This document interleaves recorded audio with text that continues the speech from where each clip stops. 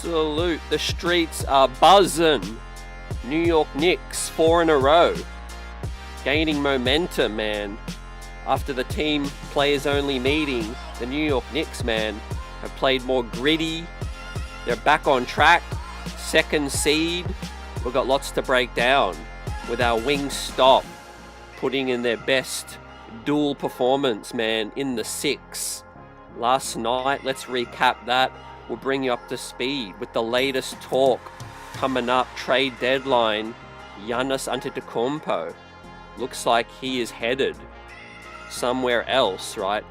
What do the Knicks have, and do they have a good shot to land Giannis at this trade deadline, man? Because it does look like he's going to be on the move. But most importantly, fam, our New York Knicks, 4 in a row now, starting to click. No Deuce McBride and no Mitch last night, man. Second night of a back-to-back, man. One of our best performances on the season, man. Great to have you with us, man. CT, your host. Hit that like button. Give us your thoughts in the chat right now.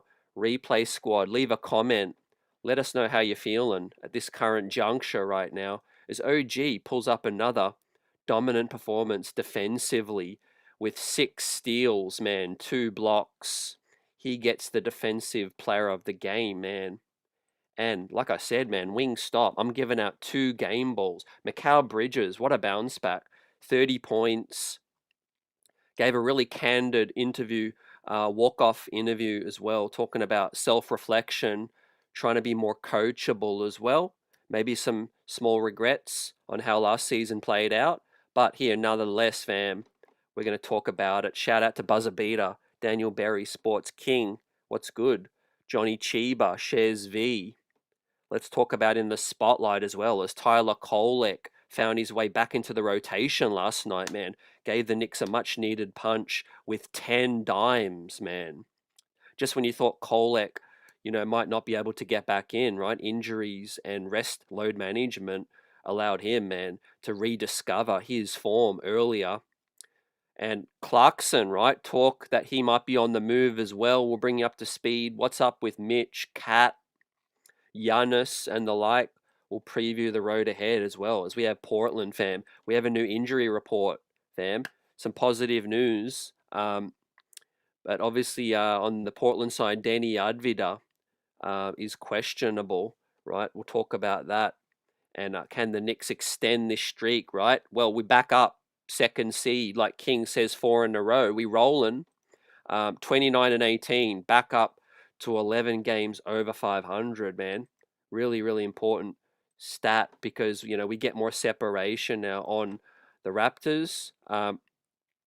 Nice quote from OG here. We just try to keep that momentum going and continue to learn from each win or loss, right? And we have questionable. We have Hart. Basically, Miles McBride questionable as well. Hopefully they can come back. But Danny Advida, man, low back strain. Robert Williams as well, questionable too. Later tonight, man, we'll talk about some thoughts about Paul Pierce, fam. We all hate Paul Pierce, but he might be talking some sense here. He says the Knicks aren't missing any pieces and have what it takes to come out of the East. That's right, man. I had to check my hearing, but Paul Pierce feels like the Knicks don't need to make any moves, right? We'll hear what he has to say later, right? Obviously, there's reports going around as well outside of the Giannis deal. Jeremy Sohan looks like that's going to be difficult, right? Reports coming out that the San Antonio Spurs are reluctant to take on Yabusele's $5.7 million player option as well. So if you're hoping that the Knicks could land Jeremy Sohan, right, that doesn't look too likely right now. Obviously, things are fluid, and we're gonna follow it and bring you up to speed. But according to Hoops Hype, San Antonio not willing to take Yabusele's $6 million or so player option. So I don't know, man. It looks like Yves Missy and Jose Alvarado are the main targets outside of Giannis, obviously.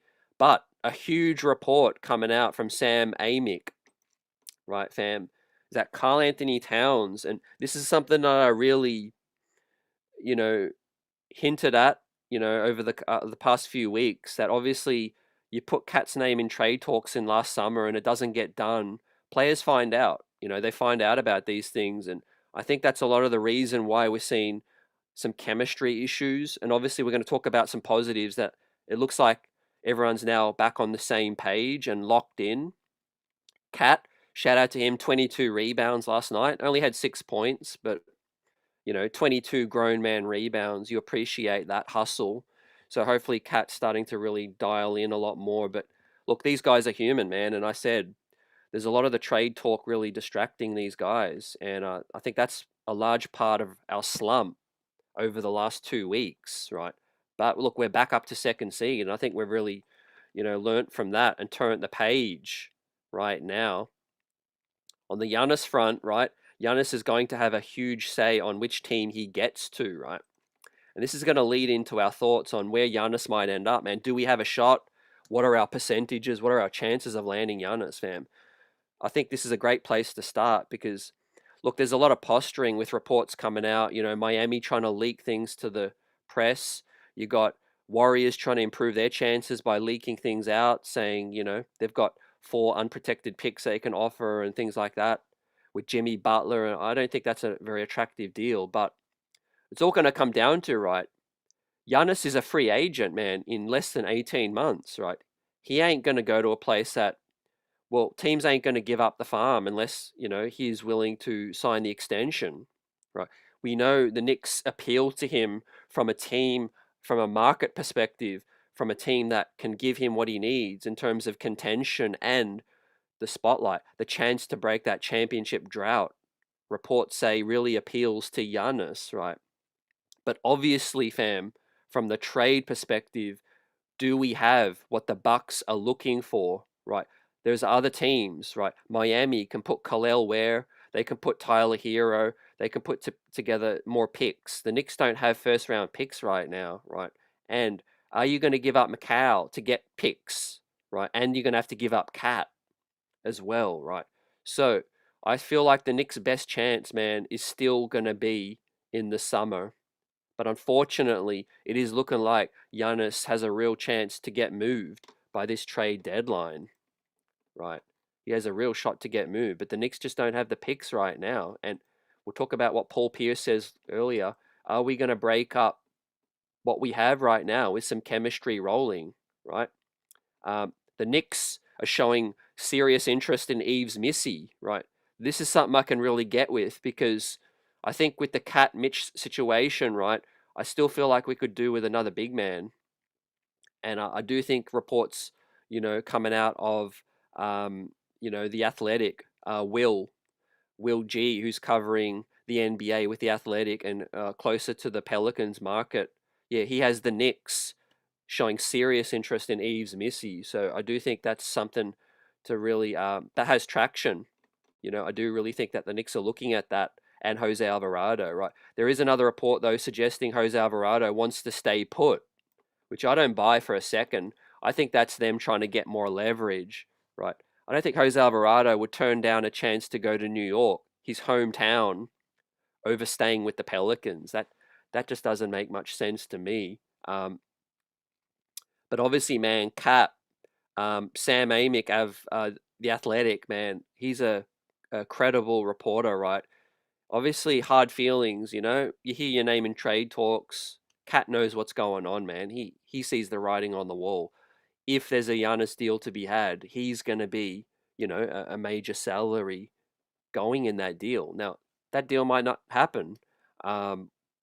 It's just one of those things where it is distracting for the player, and a lot of these guys, like the players only meeting seems to have gotten these guys on the same page, so we'll see how that plays out. New York City, appreciate you coming through. David M's in the building and everyone else coming through, man. Let us know how you're feeling. NYC says, I agree with Pierce then. 10 points, 13 points, 15 points, 19. There's the defense. Salute. Yeah, our defense has really stepped it up. I love what I saw last night, especially fast finishing over the Kings as well. Look, the Kings game was a bit more sloppy, but the fact that they locked in more on the road against, a team that is shaping up to be a playoff, rival, the Raptors, they really showed that they mean business last night. And I think, yeah, the players only meeting, that happens a lot throughout, NBA seasons. And if you look at, this leadership locker room, Jalen Brunson, I do think really Wingstop's the key for me, fam. You know, when we are at our best, it's when we're getting what we're getting from Wingstop last night. Like Mikal Bridges aggressive, 30 points. We don't get that too much, man. OG Anunoby playing back to playing all, defensive team defense and lockdown with 6 steals, 2 blocks, aggressive on offense as well, driving to the cup. But yeah, a little wrinkle from last night. Johnny Chiba says Kolek providing the 10 assists with minutes overcomes any defensive liabilities too. Let's pull up the box score, fam, from last night. I want to also shout out on the back of what Johnny Chiba said, Landry Shamet, right? Doesn't really blow you off the page with 3 of 10, 3 of 9 from downtown, 33%, but plus 20. That stands out for me, man. In 20 minutes to be a plus 20. Shout out to Landry Shamet, man. Because, look, Clarkson, he got back into the rotation last night, but only because of injury. No Mitch, no Deuce. But Clarkson, 6 minutes, 0 of 3, failed to take his chance. But, look, I do think Clarkson, hopefully he sticks around as depth, but, he might want a larger role. He might end up getting bought out or moved. I wouldn't be shocked. But look, the locker room seems to be quite tight right now. Guys shouting each other out on socials. 4 in a row, got to feel good given the slump that we were in. And let's roll some more highlights. But yeah, obviously OG, man, plus 18, 26 points, 2 blocks, 6 steals, right? 11 of 18. And what I said about Wingstop, like that's our best chance at winning a chip with what the chat Paul Pierce was saying about in terms of our chance of winning the chip without any major changes, because look, now I'm going to give you my take on this Giannis thing because I'm starting to get ticked off. I'm really starting to get ticked off with what I'm reading today in terms of like, reports Giannis, would like the idea of playing with Tyrese Maxey. Giannis likes the idea of wanting to pair up with Ant-Man and all this. Like, obviously, a lot of these reports are getting leaked out by teams, but I do think there's an element of Giannis extending his list, fam. And look, this is according to Polymarket right now. The Knicks still have a 13% chance, currently right now, 44% chance of staying with the Bucks, 18% chance of going to the Warriors now, Miami with a 21% chance, and New York 13, Minnesota 4%, right? And what's ticking me off is just seeing all these reports downplaying the Knicks' chances, in terms of not having the draft picks, the young blue chip prospect they're looking for now. I mean, what's Milwaukee kidding right now? Giannis should have a major say because he's a free agent in 18 months, right?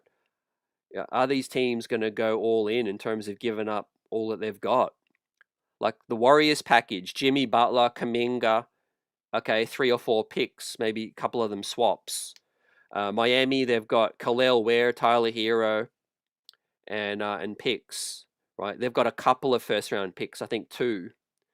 The Knicks, obviously in the summer on draft night, they can offer 2 first-round picks now.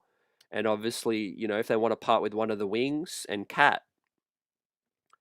But yeah, it's going to be all about Giannis. I think he wants to get out of Milwaukee this season right now. So I think the leader is probably, in terms of realistically, probably Miami, man. The package that they can offer. It's not a great package, but I'm thinking, Milwaukee's not going to get what they want, fam. They're not going to be getting like blue chip prospect, everyone's draft haul and all of that for a guy that ain't going to commit to an extension. And I don't think Giannis is going to commit to that extension right away. He ain't stupid, right? Reports Jake Fisher saying Bucks are asking for the moon. One general manager told him Thursday, all of their young guys and all of the draft picks. Like, let's be real. Giannis is going to turn 32, right, next December, fam. If he doesn't get traded this deadline, he'll be if he comes to the Knicks, let's say in the summer, he'll be 32. He'll be turning 33 during that season in December next year, right? If he does end up in the Knicks, right, in the summer as well. So that ain't young, man. 33, you know, are you really going to give up Cat, a wing, and all your picks for a 32-year-old Giannis? I think it's becoming more of a conversation now, right? Obviously, the team starting to click is a really good sign. But obviously, Ian Begley, who's plugged in as well, says no matter what happens between now and the deadline, you can be sure that the Knicks are going to be aggressive pursuing Giannis, right? So, in terms of what we have to offer, fam, right now, it ain't on the same level in season. And I think it's all to do with the draft picks right now. David says if Giannis really wants to win the chip, though, we are his best option. And yeah, I completely agree with that as well. Taking my orange and blue glasses off, I do think as a team, let's say you swap out Cat and one wing, you bring in maybe Giannis and Kuzma or Giannis and Jeremy Grant. Just speculating. I still think we're better than Miami's team with Giannis and Bam. They're talking about Larson, Norm Powell, and Davion Mitchell with Bam and Giannis, right? That's barely better than the team the Knicks have right now. Well, you could argue that the Knicks squad right now is still better than that Miami Heat squad. If he goes to the Warriors, you take out 36-year-old Jimmy, you take out Kaminga, that ain't better than the team the Knicks have right now. So wherever Giannis ends up, man, I'm less optimistic about him coming to the Knicks just because, the Bucks will be looking to cash in. If it gets to the summer, then our chances will go up.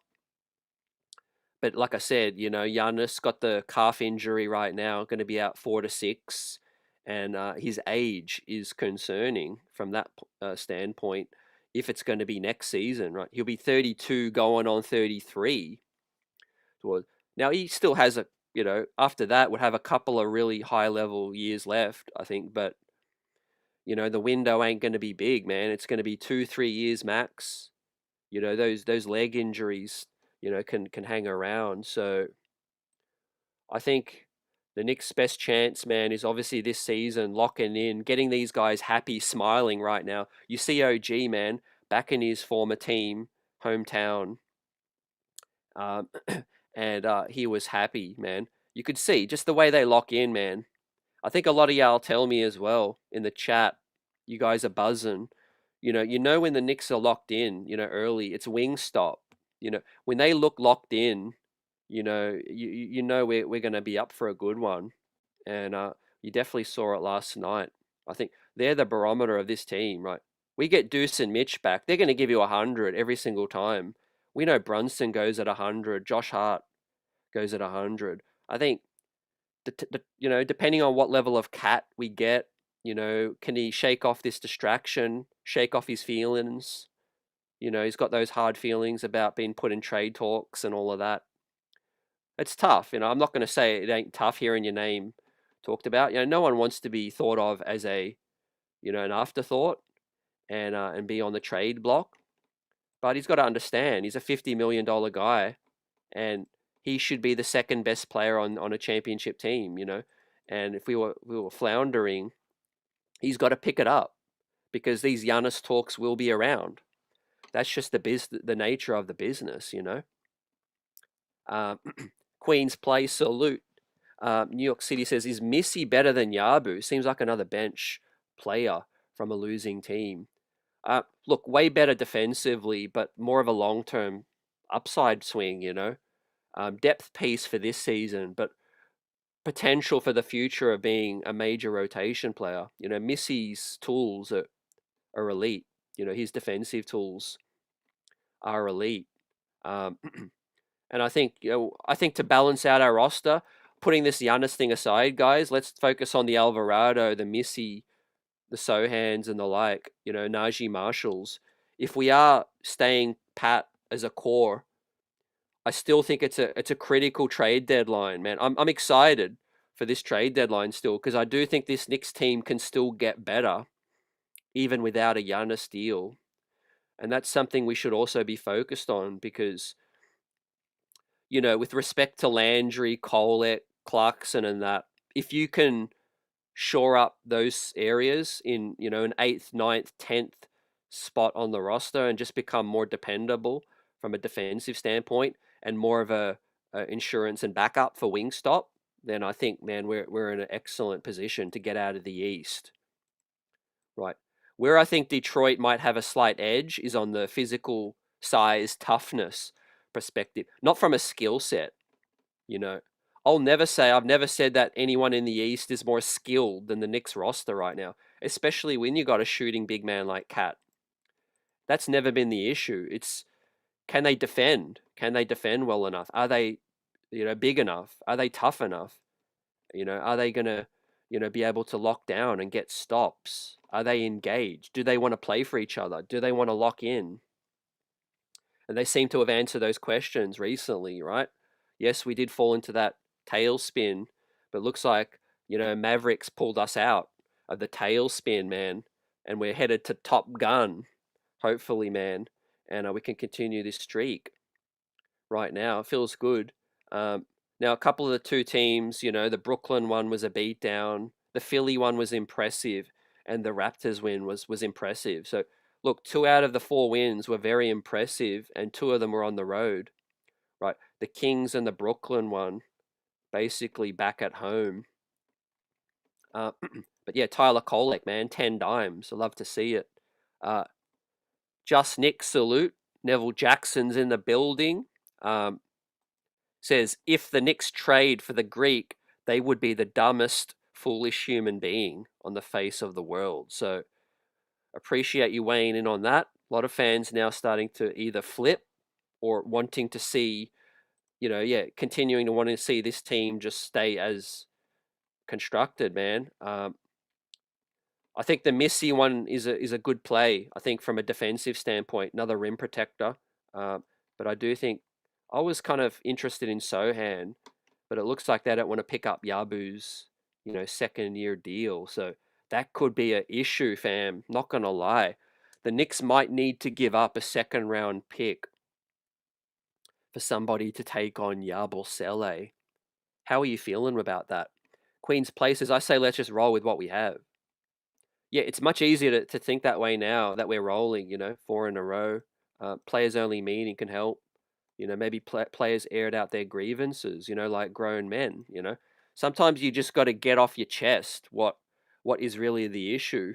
And maybe there are still some underlying issues, but as long as they're willing to put all that aside and just ball out for each other, ball out for themselves, ball out for the family, ball out for the city, and ball out for the fans, right? It's a job at the end of the day, man.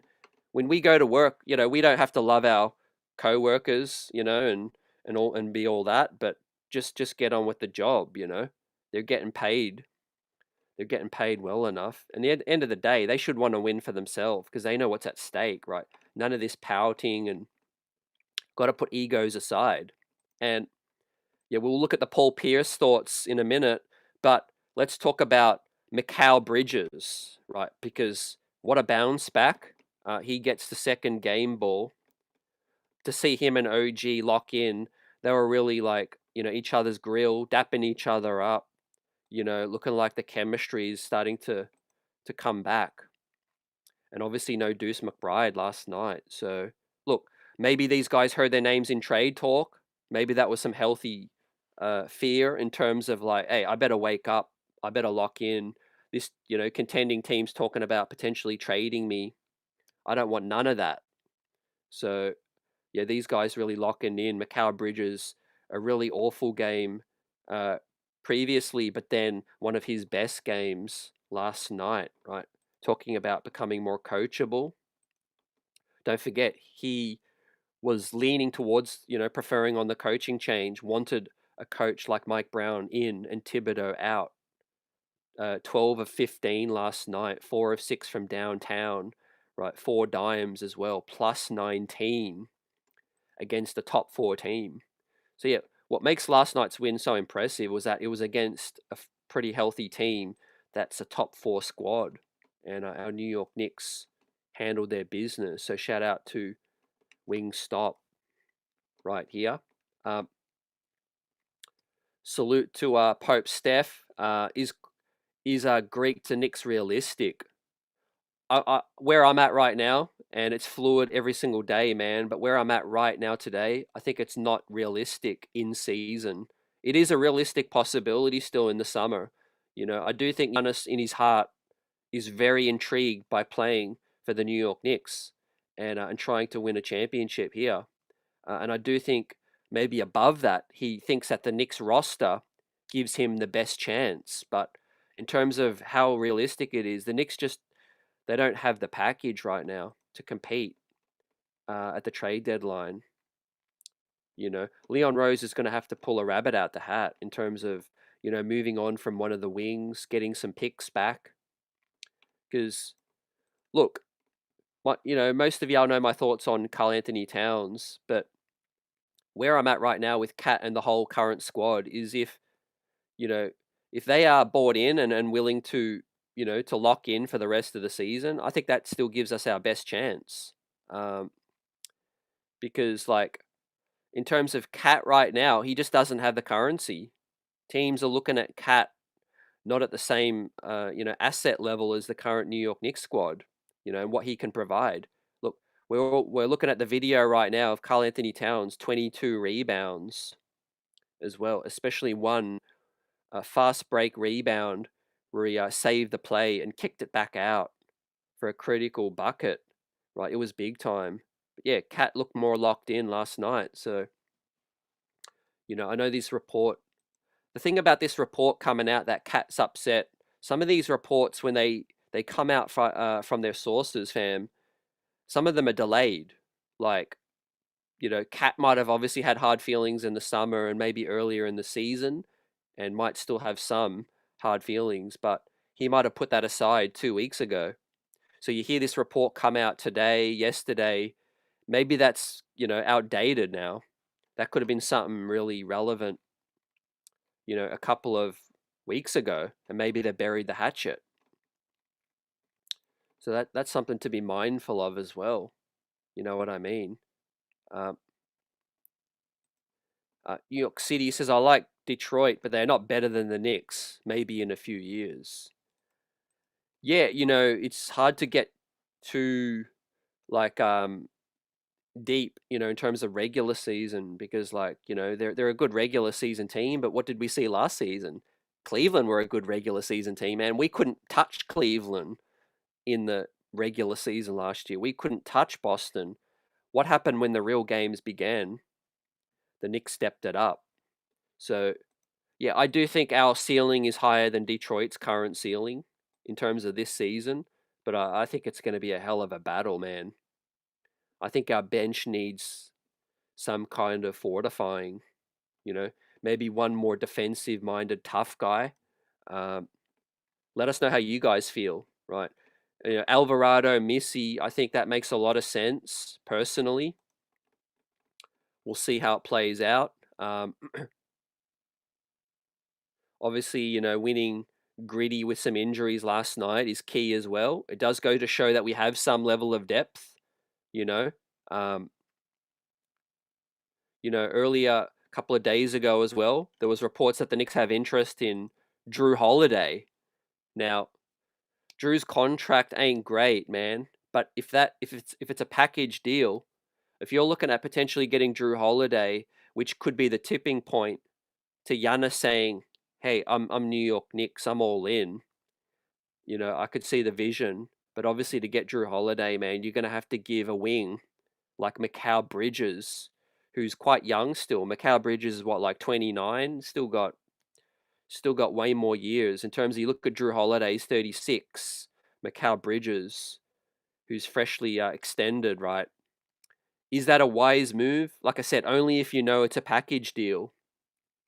If that can help you guarantee to get Giannis, that's the only way for me. I'm not interested in Drew Holiday as a solo pickup, right?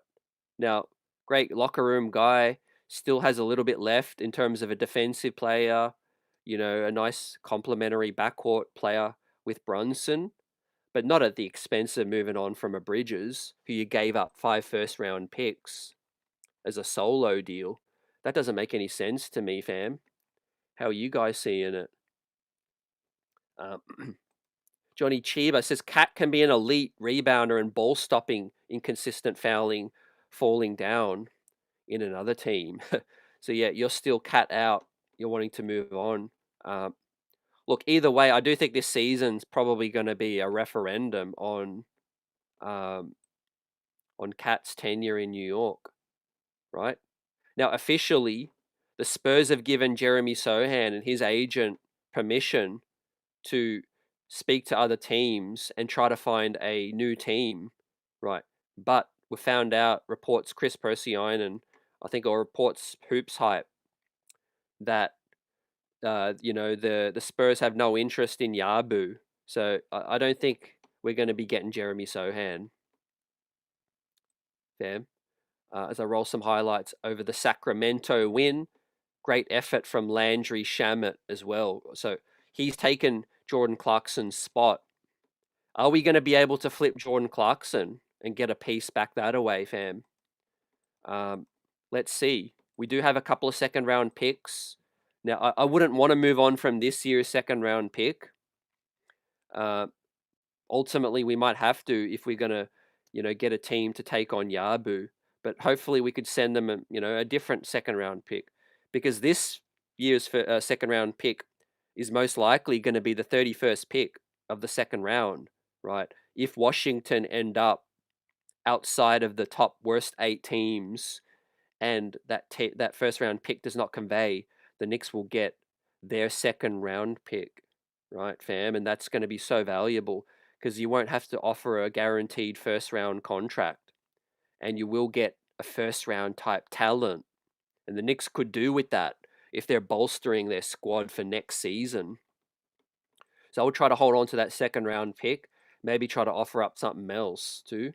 Yeah, in terms of how realistic the Giannis deal is, it's a chance, man, in the summer, right? If Giannis wants to hold on, let's just see. I do think the ball is kind of going to be in Giannis's court, kind of, because of the Bucks will be itching to get a package from the Heat or Warriors and get those picks in the deadline. But if the Knicks and Giannis could get on the same page as the Bucks and say, hey, guys, don't force it, hold on to draft night, we'll give you two firsts, we'll give you a wing, we'll see what we can get with Cat, and I think that's the Knicks' best chance, right, in the summer, and look, Cat will get a chance to prove himself in the postseason as well. Maybe his stock and gets his trade value back up. Maybe he helps the Knicks win a championship and we don't make any move at all. There's a lot of possibilities now that could play out. Now, look, I do think the Giannis injury has complicated things, man. If Giannis was fit and healthy right now, I think that would change a lot of things. But the fact that he's going to be out 4 to 6 weeks potentially means that, a team might be gutting their depth, right? And you look at the standings, we're going to bring this up, fam, because the New York Knicks are back up into second seed, right? After a tailspin, salute to the squad getting back up to where we need to be, right? Hopefully we can hold on to that second spot. It'll be great for the playoff seeding, but obviously it's neck and neck with Boston, and we get some separation now over the Raptors. But even the Cavs are right there, fam. The Cavs have the same amount of wins. Look at the Knicks, Celtics, Raptors, Cavs. They're all on 29 dubs.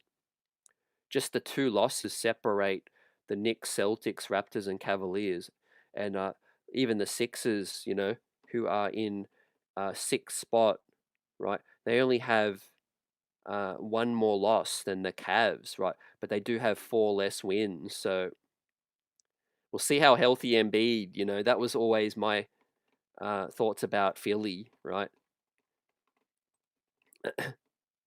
Ruben Nunez, salute, says if we don't trade for Giannis now, we risk losing him to another team like the Heat or Cavs. Getting him and making another team, or him making another team in the East much stronger. That is something to obviously be very mindful of. But yeah, the Knicks, by reports, are going to be aggressive. They are going to try to get Giannis. It's just, can we put together a package better than the Heat currently have? It's all going to be about the picks, right? As we talk about what Paul Pierce is talking about right here, fam. This is the first time I've ever heard Paul Pierce talk sense. Really, I'm going to bring up the sound in a minute, so don't worry. But before I do that, like, what's ticking me off right now is these reports saying, yeah, Giannis likes the idea of playing with Tyrese Maxey. Giannis likes the idea of pairing up with Ant-Man. The guy sounds like well, these reports make Giannis sound like a hoe, with all respect.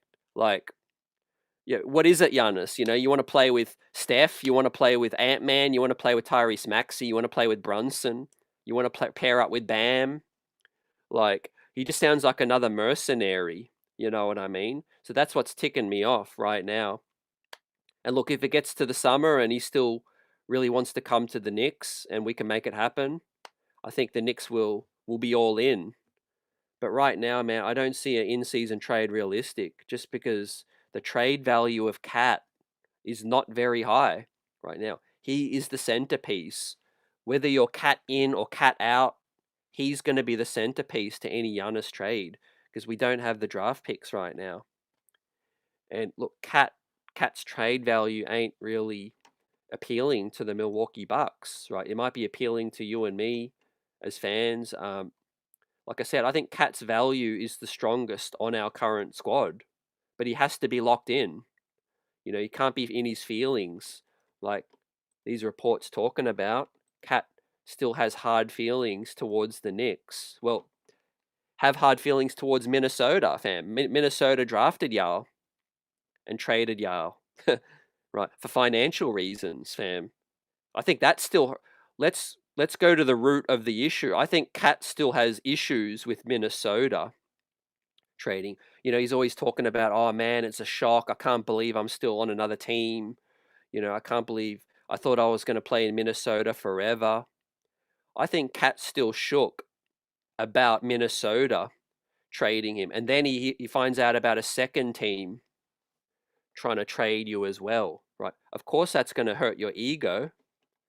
But like I said, our best chance and Cat's best chance right now, I think, is just locking in and proving everyone a fool and try to win a championship, right? We won't be caring about Giannis if we can win a championship this season. If we get out of the East and get to the finals, Leon and co, that'll be vindicated, right? But obviously, we got to be locked in. We got to be at our best. When it comes to that.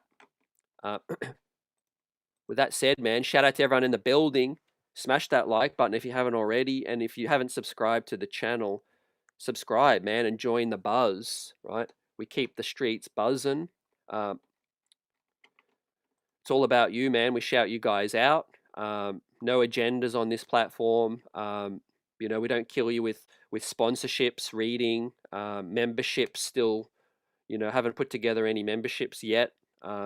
Things might be popping in the future right now, but we keep this thing organic, and I'd love to hear from you guys, right? Now, Johnny Chiba, with the Giannis thing, he says makes the Knicks the best defense in the league, right? Chip Hunter or not. Yeah, look, my concern is now, what are we giving up in terms of on the draft night, but also the age of Giannis, like I said, 32 going on 33. Now, you might, we all know Cat's flaws. We all know Mikal Bridges' flaws. But when you look at the scenario, there's a case where the grass could be greener and the grass might not be greener in terms of let's say Giannis starts to deal with a lot of injuries and we've got Mikal who's 29, Cat's only 30. So those guys ain't as old yet too. So, if we can improve our depth, that might give this team a better shot. you know. I don't have a crystal ball. Now, I would still take my chances with Giannis because he's proven it. So I'm not trying to talk anyone out of Giannis. I'm just offering you my thoughts on no one really knows, right? Nobody has a crystal ball right now. Giannis is a top 5 player in the league, but you're going to be giving up 2 major starters. You're going to be giving up draft picks. What if these injuries with Giannis continue to, to be a factor as well, right? Now, on that point, man, Paul Pierce is supporting that argument right now, right? And I'm going to bring up the sound bite right now. With sound, we're going to hear what Paul Pierce, man, a guy that's usually talking ish about the New York Knicks. Let's hear what he has to say. Yeah, I mean, there's a lot of guys like that. They're just talented. It's just the X's and O's look like W's and Z's. I don't know. Like, I they don't know. You know they what I'm just can't saying? figure it You out. can't figure it look like calculus or something. Yeah. But like, no, this is not a situation you dive in the middle of the season when you're trying to contend for a Yeah. championship. These type of moves are done in the offseason. I think you judge him off his playoffs. Yeah. Like, yeah, they've been up and down regular season. Everybody feel like they should be on top of the East, but then like we saw Indiana run from whatever seed to the finals, and everything quieted Yeah, they're a around. 4 seed, right, or some shit. Yeah, like everything could get quiet if the Knicks go to the finals with Cat. Yeah. And then like this is what I hate what GMs and organizations do. You get discouraged during the regular season, you make a dumb move. Like, no, dude, we are judged on what we do in the playoffs, and then we build from what we got. We're right there. Yeah. We're right there. So what Let's do you- build on what we got. So what do you think they're missing? Is the question. They're missing nothing. They got everything to win and come out of the East now. The Knicks got everything they need to win now, according to Paul Pierce, ladies and gentlemen. Man, I couldn't believe my ears when I'm listening to this, man. Obviously, he ain't on, I think he might be on Fox still. I don't know, man, when he's usually talking for clicks. But let us know, fam. Is Paul Pierce talking sense? How do y'all feel about what he just said? Right? Look, we got to the Eastern Conference Finals last season, right? We couldn't beat Cleveland. We couldn't beat Boston in the regular season. We couldn't beat Oklahoma. We couldn't beat teams like the Spurs like we did this season, right? There's no doubt. I still believe our ceiling is higher than last season, right? Now that we're out of this turbulence and tailspin, got back on track, 4 wins in a row. I do think this squad still has a higher ceiling than last season without Giannis, right? But if the Bucks say, "Yeah, we'll take your package," and Giannis says, "Yeah, I want to come," then I would still do it. I would do it. But I'm still optimistic. I'm still optimistic this team can get out of the East. They've just got to lock in, man. They've got to lock in, and they've got to play like they did last night. They've got to play better. Well, Mike Brown, it starts with him. I think he's got to figure out what's happening with the starting lineup, right? Is Deuce McBride going to be the starter? Is Hart going to continue? And you got to figure out how to get Cat locked, activated. Because the way Cat was playing, 2 weeks ago, that's not a championship team, man. I was definitely down. The way they were, looking, they were, they needed a players only meeting, and that's not ideal, right? A championship team shouldn't be needing players only meetings, but we've come out the other side now, and this team still has rekindled that, that hustle, and definitely they're locked in more now. So with the schedule coming up, there's a chance to really go on a run here, fam. Like King said earlier in the chat, and start to roll. Shez V says, "Wow, Pierce talking positively about the Knicks." Yeah, I just think it's the point where you can't lie, man. Like we are second now. We're ahead of Boston. We've just proven it. We've beaten the Spurs this season. We've beaten the contenders, Philly and Toronto now. No one can really talk that ish that the Knicks are pretenders, right? I mean, who's the competition? Philly, we knocked them off in Philly. The Raptors, we just knocked you off in Toronto, man. No excuses. They were healthy. The Knicks weren't healthy last night with no Mitch and no Deuce, right? The only team I think standing in our way, and I'm going to say right now, I think that's going to be the Eastern Conference Finals. It's going to be Detroit. and the New York Knicks. A new rivalry is going to be formed, or an old rivalry rekindled. The New York Knicks Detroit Pistons Eastern Conference Finals, fam. Now, for those that didn't see, Jason Tatum now is still deciding whether he wants to come back, man. What do you guys think about JT having maybe second thoughts? Reports that, that workout he had, that open workout, was designed to get some buzz. They called up all the reporters and said, hey, y'all want to come cover Jason Tatum? He's doing an open workout. There was some reports after that there was still some trepidation about how he felt coming back. Is there a setback that we don't know about yet? Either way, if Jason Tatum comes back, he ain't going to be at 100%. He might be a 25-minute a night guy. Jaylen Brown's rolling. Maybe they don't want to disrupt, what they got going on. They don't want to disrupt the chemistry with those guys. Also, they're looking to trade Anthony Simons. Maybe they're going to pick up a piece that fits Boston better as well.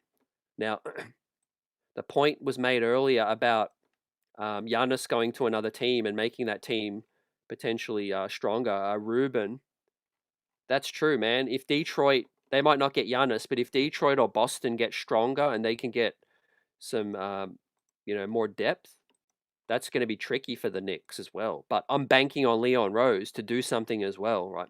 I will be furious if Leon Rose doesn't give us some kind of addition, some kind of upgrade. You got to, because I don't think Yabusele is going to help us too much. The Clarkson thing looks like it's ran its course right now. Maybe he sticks around as a depth piece, 9th or 10th man. Like I said, I don't mind Clarkson, I wouldn't mind if he sticks around as a 9th or 10th guy. We don't have to trade him or buy him out unless he's, upset about not being in the rotation. If he's okay sticking it out, I would keep him around. But yeah, if Yabu Dardier, maybe a second round pick, can get you a Missy, I do think that the Alvarado thing now seems to be on a nice edge. There is a report saying Alvarado would like to stay put. Maybe that could be off the back of a conversation with Leon or the front office saying, no, look, or Mike Brown, he's not going to be in the rotation too much. Kolek busting out last night, fam. Let's talk about in the spotlight, right? No Mitch last night, but look, Mitch has been our best player in the last 2 weeks, right? So, won defensive player of the game, he's won a game ball. When our backs were to the wall, Mitchell Robinson got us out, man. He got us out the mud. So shout out to Big Country Mitch for helping this squad get out the mud. He sat last night, earned a well-earned rest. But Mitch, man, he's changed our fortunes because defensively he stepped it up. He went up another level too, which was excellent to see. He's a game changer right now, and he's on track to get a nice payday, right? But Tyler Kolek, man, last night become a revelation once again. Now Brunson, quite a average performance from JB, and obviously Kolek, man, got the ball moving with 10 assists, right? That's why I don't give up on Tyler Kolek, man. Players like him, man, I know they got their flaws, but you can't forget how young Kolek still is in terms of NBA, NBA age, NBA career. I know he's 25, but it's only his second season in the league. How long did it take a guy like TJ McConnell? How long did it take a guy like Deuce McBride or Peyton Pritchard? How long did it take an Emmanuel Quickley to find their feet? It took them more than 2 seasons. So, Kolek's a guy you don't sell low on, man. He's your own homegrown draft pick under cost control for 2 seasons. Now, he might not reach that next level, but you definitely, I think you got to invest. You got to invest in him still. Now, his play is shaky recently. He comes in and out of the rotation. Yeah, this season might not be the season that Kolek, fortifies that rotation spot in the playoffs. But yeah, he's a damn good third option. If you miss, if a player goes down or you need a guy to, give you a spark, he's proven it in the big spots. NBA Cup final, Christmas Day, won us the ball game, right? Now, there might come a point where you've got to pull him out of the rotation if he's struggling in the playoffs. But as a coach, man, I would still have confidence that he can swing a game, even if you got to dust him off. I think Kolek's a guy who would have elevated his trade value, but I don't think it would be a trade level value where it would be worth the value we'd get back wouldn't be worth giving up.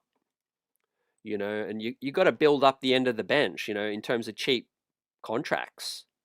Like, we talked about it most recently on a stream, as I pull this up, the New York Knicks contracts moving forward, right?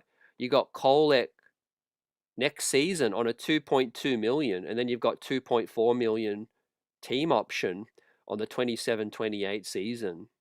So that's like only $5 million, less than $5 million owed to Tyler Kolek over the next 2 seasons.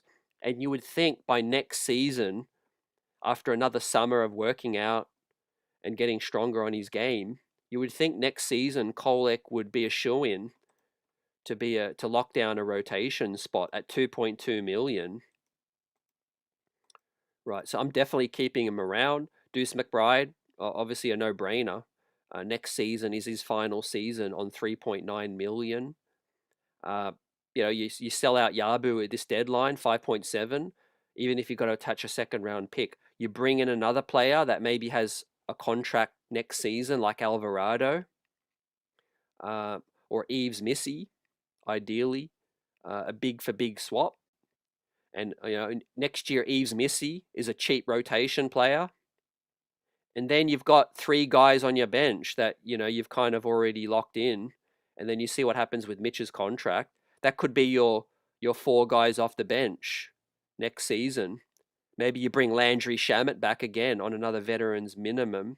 And then you have your draft pick, whoever you drafted in the first or second round. You've still got Huck Porty and Diawara as well. Maybe those 2 take a leap next season, fam, and end up in their rotation. So look, we've still got a bright future in terms of fielding, a great squad next season. We might be over the second apron if we extend Mitch. But yeah, even if Cat's here or he's not, I still think we're going to be one of the favorites, this season, next season.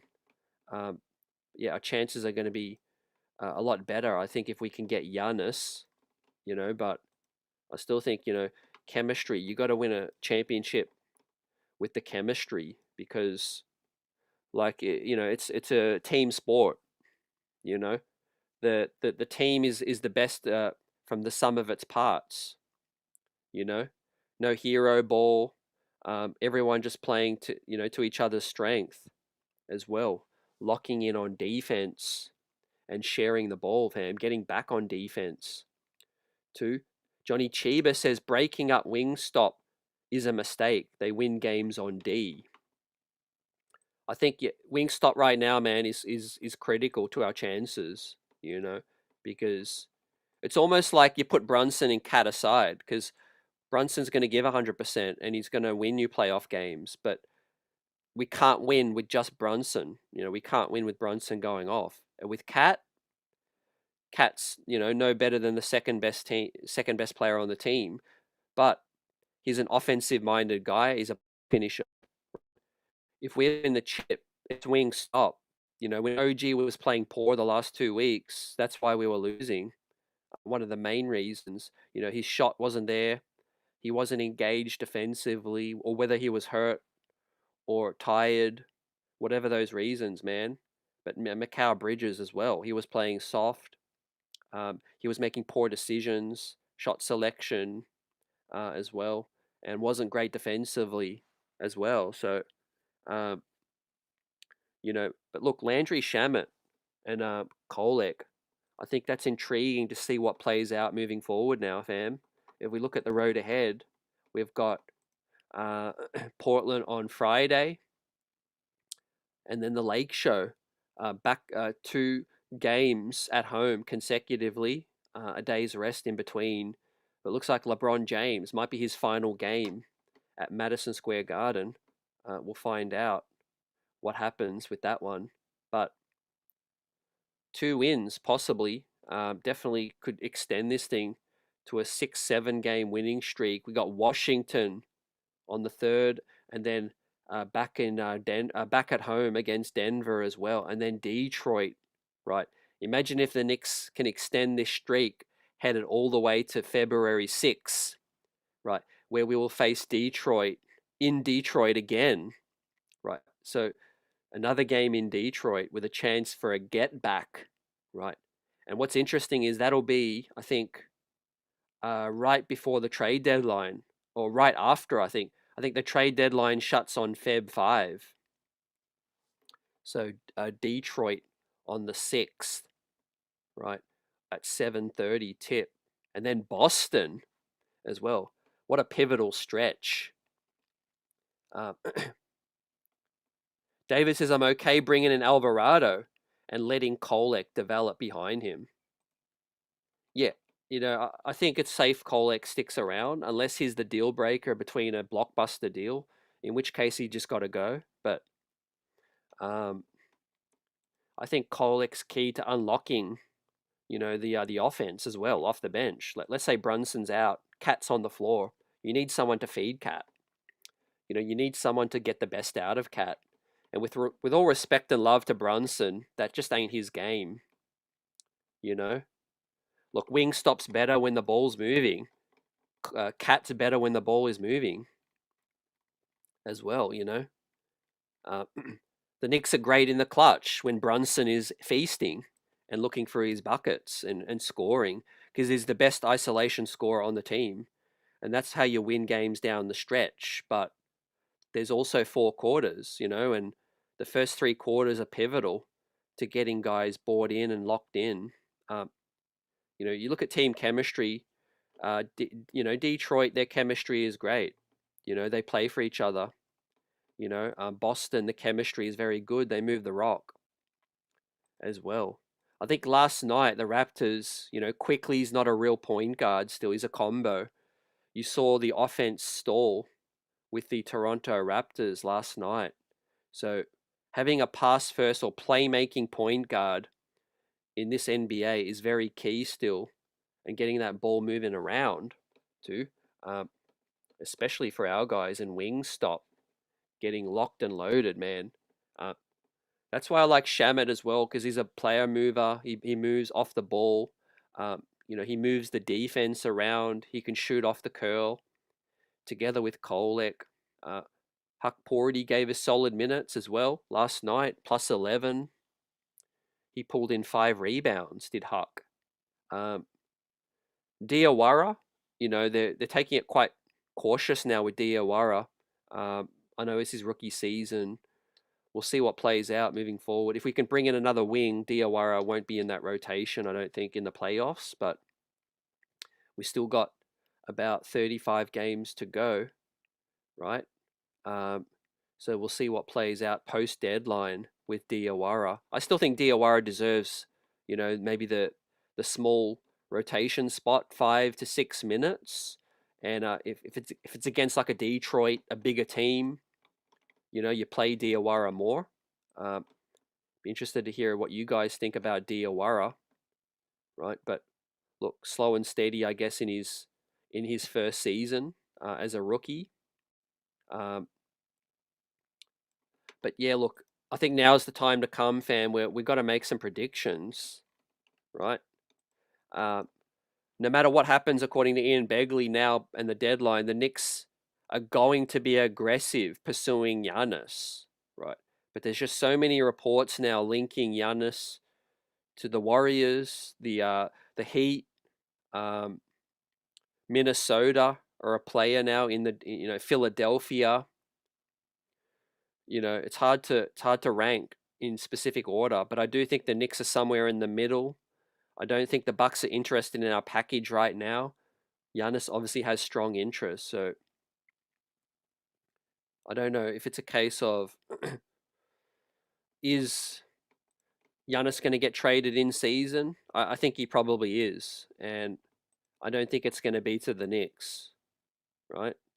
I'm not just going to try to be a doomsdayer or say anything negative. I just think, we can't satisfy the Bucks in terms of a package, and that might be okay.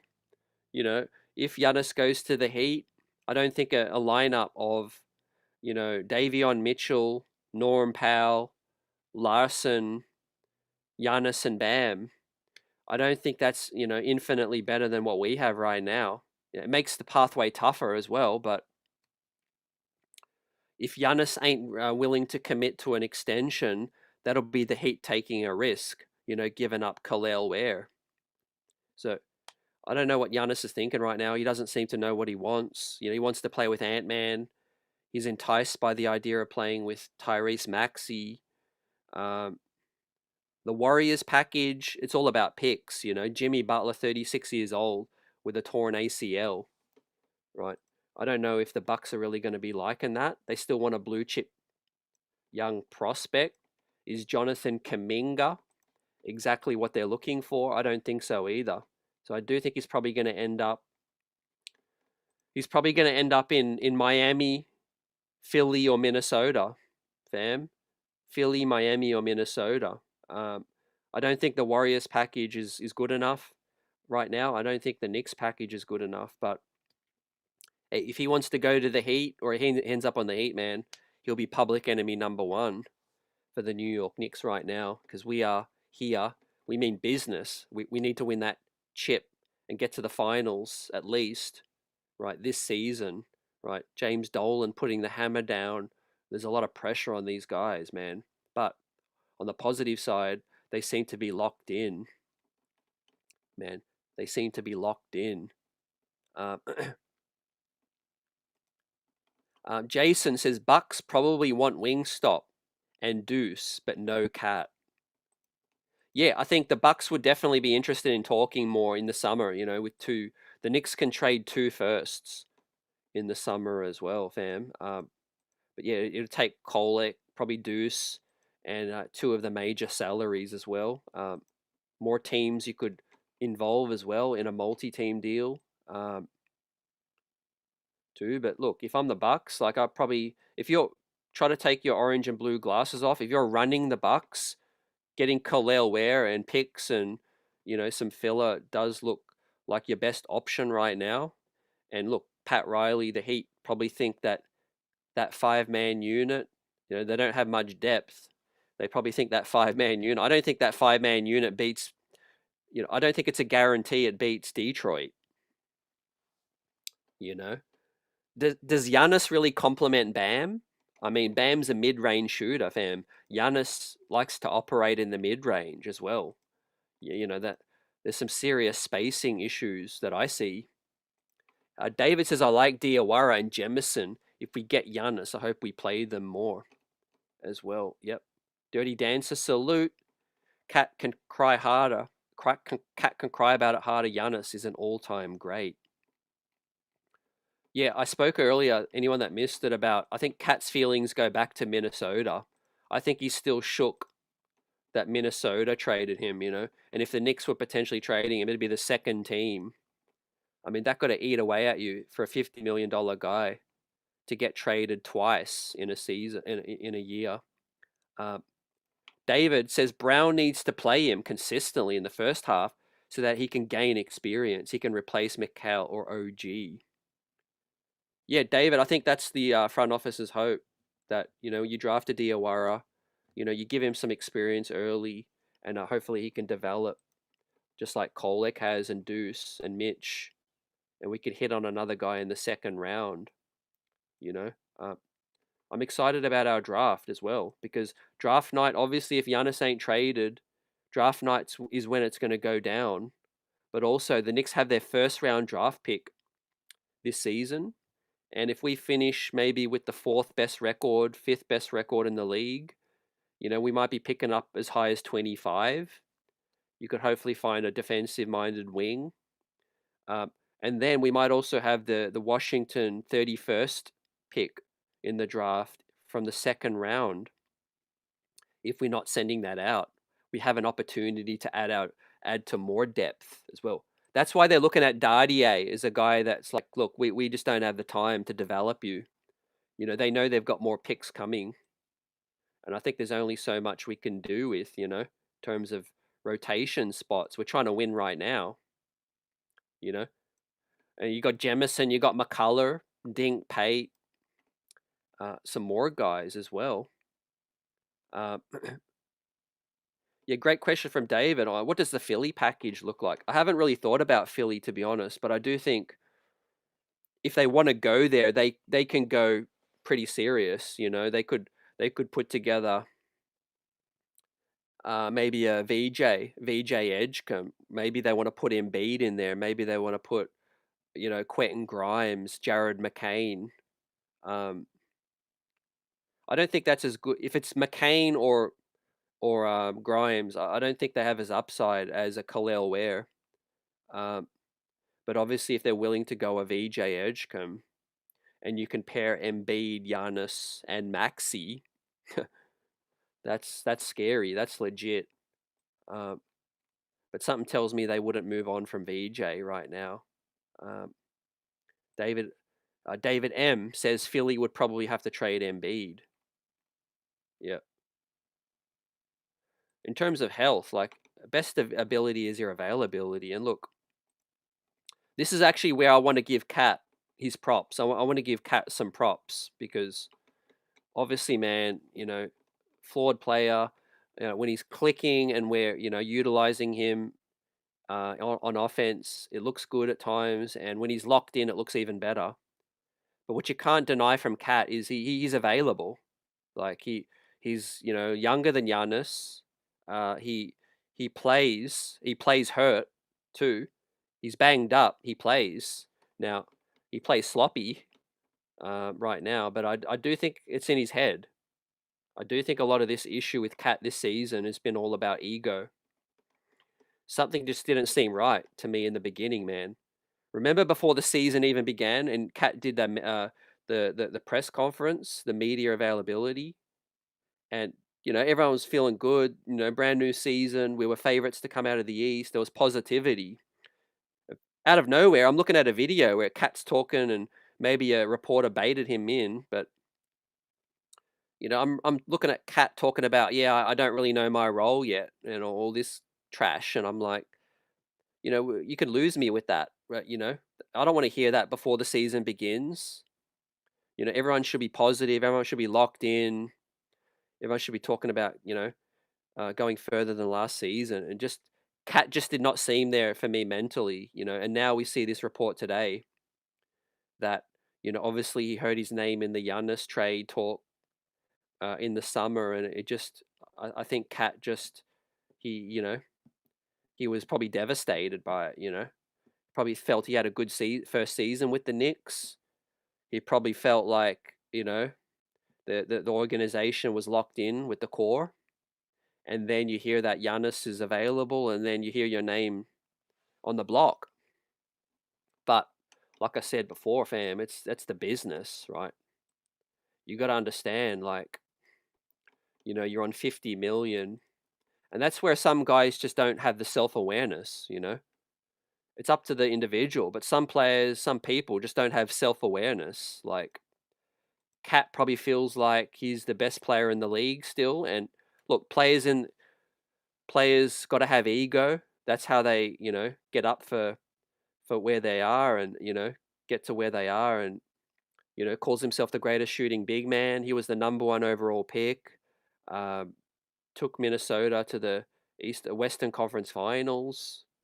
A lot of these players got ego, but they lack self-awareness as well.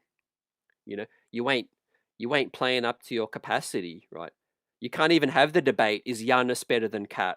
If I'm Leon Rose, I'm calling Cat into the office and I'm just saying, how about play up to your maximum capacity first? And then we can talk about, how we can proceed. Because as an employer, you're paying a person to get the best out of them, right? You don't pay someone to get half of, you know, Doug Fresh in the chat, a dirty dancer, you want to get the best out of, that person, that player. So that's the nature of the business, I guess. The trade talks. Look, Jimmy Butler turned sour on Miami. It happens, man. If Steph Curry found out the Warriors somehow put him in a deal, he'd probably turn rogue and want to go back home to North Carolina, fam. Everything can be like giddy 1 minute, and then it can be like, man, get me the hell out of here. you know, that's why people love the trade business of the NBA, man. It is entertainment. It is box office, but it is real life-ish. You're playing with people's futures, people's lives at stake. If we just talk about Jordan Clarkson's example, man, he thought, yeah, man, I'm coming here, I'm taking a buyout. Yet the team needs me, man. I'm going to be the 7th or 8th guy at worst. 35 games in, 45 games in, it's like, sorry, man, we don't need you no more. You're out of the rotation. So it could be a cold business, man. But these players got to understand, Jay Mars, salute in the building. Look, if we can't get Giannis, I'm not crying. Last time I checked, teams been winning chips without Giannis. Let's get it out the mud and show the NBA what's up. I like that, fam. I like that. Salute. Yeah, makes a lot of sense. Davis says Embiid was like 4 or 5 years left too much salary for Milwaukee. That's a great shout as well. Yo Alpha, salute. Dirty Dancers, if we want to sell out everything, that is our God-given right. They need to eliminate the Stepien rule, which allowed to trade whatever picks in the future. Yeah, I mean, the swaps, you could obviously offer a lot of swaps, and I think that's as good as a pick, because if you're Milwaukee, right, whether you have our pick or you don't, you're banking on us being bad when this window ends. If you're Milwaukee and you get a swap, that's as good as a first, because you could just have the rights to swap, the New York Knicks pick as well. But yeah, I agree. This Stepien rule. I mean, you look at the rules with baseball, there is no rules. It's just like, pull out the checkbook, fam. If this was baseball rules, James Dolan would be more winning than anyone. Well, he'd be going head to head with Steve Ballmer right now. Probably Steve Ballmer would be buying the league. I think he's the richest man in the NBA. I think Steve Ballmer is top 5 richest man in the world, I think. Right? Maybe top 3. But that's the thing with Dolan, right? Where I said earlier, I feel for Dolan in a way where it's like he's never cut corners. He's always pays everyone. He's paid Leon. Fine, you want to bring in Tibbs here? I'll give Tibbs what did he give Tibbs? Was it a $30 million extension? Right. So you paid out Tibbs. Don't forget, Tibbs just got that extension. Dolan's like, yeah, I'll pay that out. Who else? I'll pay you all these alumni. Yeah, Larry Johnson, John Starks, Patrick Ewing. Yeah, I'll pay everyone, man. But you got to win, right? Soon as the winning doesn't come, then you're like, okay, what am I paying all this for, fam? I've cleared the checkbook, and you still ain't bring me a chip. You still ain't bring me one ring, one banner yet. And so I know Dolan's getting to that point where he's gonna probably, if he ain't already, like he did last off season, he's gonna start to get a bit more agitated. You know what I mean? Because look, it ain't you or I money. We're sitting here hoping to win a chip from a fan standpoint. But I think Dolan loves making money out of the Knicks, but I do think he really wants to win now. I do think Dolan really wants to bring a winner, for the Knicks. Otherwise, he would have just been doing what Chicago do, and just not trying to pay everyone and still make money. Optimus 2G salute says Dardier is also a player who will start to cost you more money the longer he remains a Knick. Yeah, that's a great point. I do think just with Dardier, they like Dardier. I think he's just probably, what's that saying, man? He's 2 years away from being 2 years away. He's 19, 20. You think about it. Kolek got 5 years on him, right? I wouldn't be surprised if Dardier's we see him as in the NBA rotation for some other team at 25, the age that Kolek is at right now. The thing with Dardier, we drafted him on upside, and we drafted him based on his ability to take a discount. And I don't think that was probably the right move, fam. We probably just should have traded back more and tried to get a player that we feel could help us right now. You know, if you look at some of the players we could have picked up in the second round, we could have probably traded the Dardier pick and gone back even further and taken some players for the now, you know, because we knew that we're trying to win right now.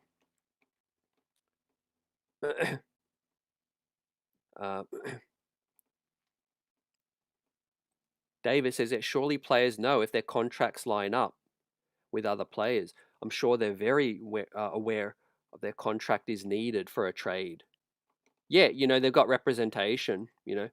They ain't got a good agent, you know, fam. If they ain't understand the business side, if they ain't understand that, you know, you could be traded when you first come into the league. You know, anything can happen at that point, right? So, look, looking ahead to tomorrow night, fam, we've got Josh Hart on a questionable. We've got Miles McBride on a questionable as well. Look, I think one or two of those guys will probably play. You know, we know how they operate. Hart loves to get out there, and Miles McBride never likes to miss a game as well. So we'll see, man. But Danny Advida, low back strain, is questionable, and Time Lord is questionable as well. Look, Time Lord will probably sit out because I think they're trying. Even the chances might be slim. They're trying to trade Robert Williams as well, so I don't think they'll be risking him right now, fam. Dirty Dancer says, I expect Deuce to sit. He takes his sweet time. That's possible too. I think, yeah, I think Hart is probably a go. Let's see. But yeah, once again, shout out to Cat in terms of like, Cat really misses time. I think his play this season is a lot of mental. I don't think he's meshing with Mike Brown. It's kind of ironic, man. We swap out Tibbs because Macau, there was friction, and you get a better version of Macau in terms of he's more locked in, but you get a less version of Cat. So what a hell of a trade-off, man. You swap Tibbs out. I still think, you know, the front office got what they wanted, a more collaborative guy. He's willing to play Diawara. You know, he's willing to be more flexible and collaborative. And I do think that is more beneficial for the Knicks' future. For the right now, we'll see whether Mike Brown coaches a better offense and defense than Tibbs. But so far, I'm willing to say, you know, it was a gamble worth taking. You know, firing Tibbs was still always going to be a gamble. But if we're not getting the best version of Cat, we're getting a better version of Macau, but a worse version of Cat because Tibbs ain't here, then maybe it backfires a little bit. I don't know. Maybe Brown and Cat do, you know, work it out. You know, look, a lot of things are on the shoulders of Jalen Brunson too. I mean, we've shouted out Brunson a lot, but not only does he have to be the best player on a team and lead us to a championship, he also has to be the adult in the room as the captain and deal with all these personalities. Like you saw Brunson on the timeout huddle, you know, against that Dallas game when we hit the all-time low in that Dallas game. Brunson was trying to rally everyone, you know, and then he called the players only meeting. You know, Cat obviously got issues with his feelings and with Mike Brown. You know, wing stop agenda, all of that, man. Brunson has to be the best player on the team, and he has to work with all these guys. So, yeah, build Jalen Brunson a statue. If we do end up winning a championship, that statue is going to be coming, man. James Dolan, I think, is going to be doing that. If Jalen Brunson can get us there right now, and look, if Giannis comes or doesn't come, Brunson might just stay as the best player on the team. Anyway, right? Can Giannis really stretch the floor and space it out? No, he cannot. If these calf and leg injuries continue to happen, is he going to lose some speed? Is he going to lose some of that burst and athleticism, right? If he comes to the Knicks in the summer, he'll be 32 going on 33. Right? He turns 32, I think. Actually, no, yeah, he'll be 32. He'll be 31 going on 32 this December as well. So if he does get traded in the summer, yeah, he'll be 31 going on 32. So a couple of years still left. I think it's still a deal worth taking. But we'll see what plays out, right? Because I just think Giannis's worst is probably still better than Cat's. Cat's middle, like Cat's average, Giannis's worst is still probably better than that. But there is the health concern right now, man. But yeah, look, my prediction is Giannis ends up on another team, not named the Knicks, this trade deadline. But he might not commit to that extension. So we'll see what happens, man. It would be hilarious if the Heat give up all of that, which they probably won't. They will get a promise. They will try to get a promise that Giannis will extend, but I don't know if he's going to be willing to do that right now. How do you guys feel? Do you think if Miami gets Giannis this deadline, do you think a lineup of Davion Mitchell, Norm Powell, Larson, Giannis, and Bam? Do you think that's a lock to get out of the East? No way, right? Obviously, they're going to have to give up Hero. They're going to have to give up Khalil Ware, probably Jaime Harquez as well, and obviously the picks. I don't see it, man. Dirty Dancer says I don't see it. Warriors offer is trash as well. The Heat offer is trash. Houston and San Antonio are prospect hugging right now. Yeah, Houston has to do something real quick. You know, I see they're in discussions about Kobe White, which I think was what they need. They've lost some playmaking and some scoring as well. You know, obviously some guys have gone down. So it's been tough for them right now.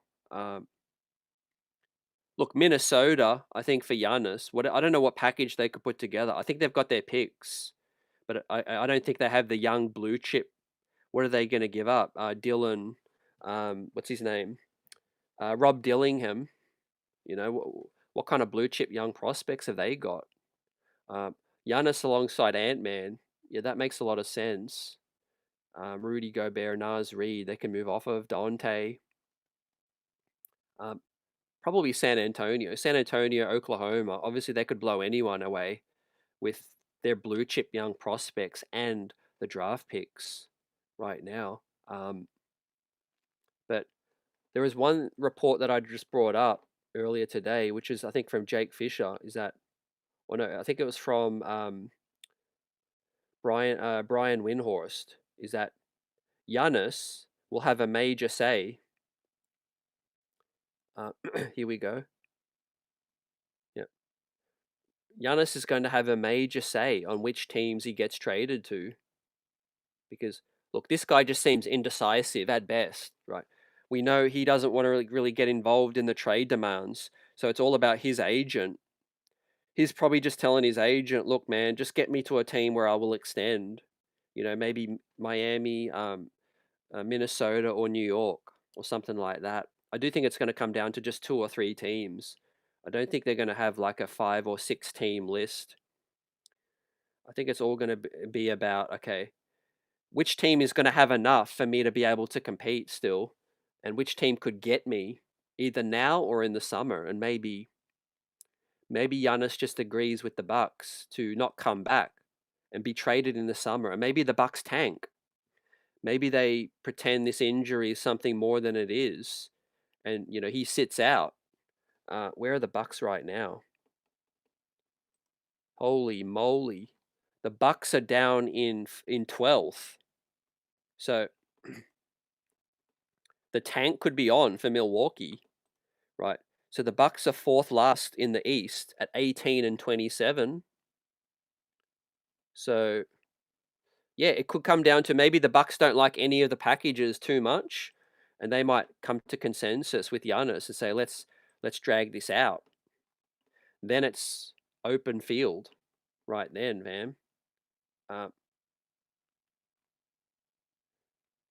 yeah, I did see the chat earlier too. Apologies. Mikal Bridges can't be traded until Feb 1st, so we might see some more buzz once he becomes more eligible. We know Portland now, that report is out there, that the Portland Trailblazers have interest in Mikal Bridges, right?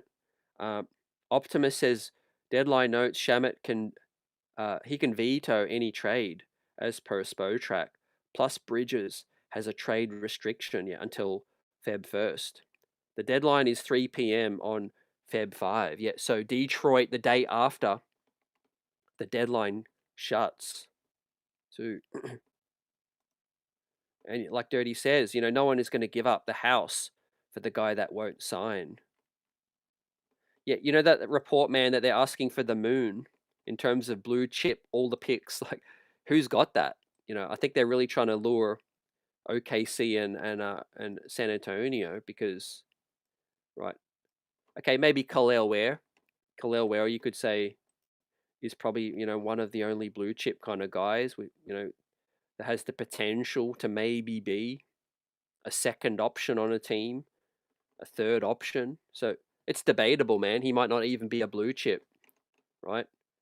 I'm thinking blue chip. I'm thinking, okay, you got to have the potential to be the second best player on a team at least, arguably the best player. No one has that, man, unless you're trading a Stephon Castle or you're trading like, OKC just says, what the hell? Let's just go all in and win a few more chips with Giannis, before we have to break this thing up. Houston, yeah, I guess, if they want to move on from Şengün or someone, San Antonio could, in terms of the blue chip guy. In terms of the picks, that's going to be interesting as well. Like the Knicks 2 picks, they could offer a lot more of the swaps. The Washington one, it looked good for a week, but that Washington one ain't going to convey now because Washington's stayed strong with the tank, fam. Worst team in the East, which means we're likely to get the 31st pick, right? We'll see what happens. But yeah, look, before I wrap this thing up, I just want to reiterate, I do think it's a critical trade deadline coming up. I'll be furious if Leon Rose doesn't do something in terms of bringing in a meaningful rotation player. I do think there's that spot right now with Kolek and Clarkson out, Kolek on the fringe. I do think defensively we're still weak. I think it doesn't need to be a Giannis move at the deadline, just something that's going to, bring in a rotation piece that can either shot create, help us a lot with size and scoring, or defense. A big man that can back up, rim protect, or a point of attack defensive player right now. Look, if everything goes right and players play to their capacity and lock in, this team still has a ceiling to win a chip, even without a move. But I do think it would be malpractice to not make a move right now. You've got some wiggle room. You've got Yabu, Dardier. You've got some second round picks. You've got, you've got a guy like Jordan Clarkson. Like I said, if you want to get spicy and you want to go all in, maybe Tyler Kolek. If you want to take that gamble, could help you maybe bring in someone, sweeten the pot. Sohan looks unlikely. Eves Missy and Alvarado look like a real possibility. Also, Najee Marshall looks unlikely. I would love a Najee Marshall, but Dallas is commanding a first-round pick right now. Look, it would shock everyone if the Knicks move Deuce McBride. I mean, you got to bring up his name because teams will be asking, right? If you don't mention Deuce McBride, teams will probably hang up. If you're trying to get Sadiq Bey, Najee Marshall, a difference maker like that, the Knicks might entertain it. I hope they don't, but they might think, look, Deuce is free agency. We need some size. I don't know. But I think, again, that's probably unlikely. Kolek's probably maybe a bit more likely. But look, Yabu's a sunken cost. Teams ain't. You saw, San Antonio don't even want Yabu for Sohan. Like, Yabu's value is so low that we're going to have to attach an asset to move him just to get another rotation player back. Right, it is what it is. So, but that's why I said critical trade deadline coming up for Leon Rose, right? I don't think he's going to make a blockbuster unless it's the Giannis deal, and I don't think he's going to shake things up too much. But I do think he's going to try to get, the Alvarado or the Eves Missy. But the Knicks have competition. There are about 4, 5, 6 teams very interested in Eves Missy. Also, a name worth monitoring is Nick Richards, fam. Dirty Dancer might know a bit more on how he's going this season. Nick Richards, I think. Look, it'll be a fine swap if you can move off of Yabu, and you bring in a Nick Richards. Maybe you move Yabu and Dardier. Actually, John Gambadoro, that covers the Phoenix Suns, he actually commented on a report about Yabu for Nick Richards, and he said, "Look, I can't really shoot it down. I do think, there's quite a few names. Optimus 2G says Nick Richards' salary perfect for Yabu. Dirty says Richards is a meh at best. Yeah, that might be the best we could do, but I think that's a realistic scenario for Yabu. Yabu and Dardier is an emergency big better than Huck, at least. Optimus says Jaren Jackson Jr. intrigues me, CT. Pete says Yabu, Cat, Kolek for Giannis, right? Possible in the summer, I think, but I do think if the Bucks don't get a better package than that in this deadline, they won't do it. I think they'll wait. Actually, now that I think about it, man, what I think Milwaukee's doing right now is they're just trying to drum up. They're trying to bring everyone to the auction, right? You see report Giannis wants to play with Ant-Man. You see the Warriors beat writers saying, yeah, Giannis would love to play out there. The Bucks love their package. You're seeing the Miami Heat media trying to push their agenda that they've got the best package. You're seeing all of this, man. It's getting messy right now because Milwaukee like this. They want everyone to say, hey, come to the auction, man. Highest bid wins. The truth is, unless they know Giannis is going to extend, they ain't gonna give everything up. They're not gonna go all in until the draft night. Now, is Giannis going to get aggressive? Things can change quickly. Again, this thing's always fluid. This thing could stall all the way to draft day. Giannis could just wake up and say, you know what, like, to hell with all this. Just get me out of here. Get it done. And with his agent, and maybe he picks a couple of teams and says, look, I'm only going to sign with you guys. My Milwaukee, do the deal right now. That might happen as well, man. We might need that to happen. But right now, you are seeing all this competition. Like my guy Glenn Jones, salute, says, CT, we have so much comp for Giannis. I don't think we will get him. Yeah, that's why I think Milwaukee they don't give two damns about us, man. They just want to bring everyone, outbidding each other. They probably want to leak San Antonio's name and Oklahoma's name to the media soon, just to scare other teams. They're looking to fleece someone, basically. They're looking to fleece Pat, fleece Leon, or someone. Truth is, they know there ain't really a worthwhile package, really. I mean, you're looking at Giannis still in his prime. What, Khalil Ware and a couple of picks? I mean, 2 years ago, we would have laughed at that, right? I mean, we traded more than that for Mikal Bridges, if we're calling a spade, right? 5 first unprotected picks for Mikal Bridges. There isn't a package like that available. on the table for Giannis right now. So let's be real. We would have Giannis probably. Now, I'm not getting to the whole debate. We have Bridges now. It's revisionist history, but I know one thing's for sure: we would have Giannis right now if we didn't give up the 5 first-round picks, because there's no package available right now better than that. And you could say, okay, someone might say, CT, what about Oklahoma? They could still blow that package out of the water. No, they wouldn't, because if you're Milwaukee, who are you going to bet on being bad in 3 or 4 years from now? Oklahoma's not going to be bad in 3 or 4 or 5 years from now. You're going to take the Knicks picks because they've got a short window. So the Knicks picks would be the sexiest package available, without a doubt.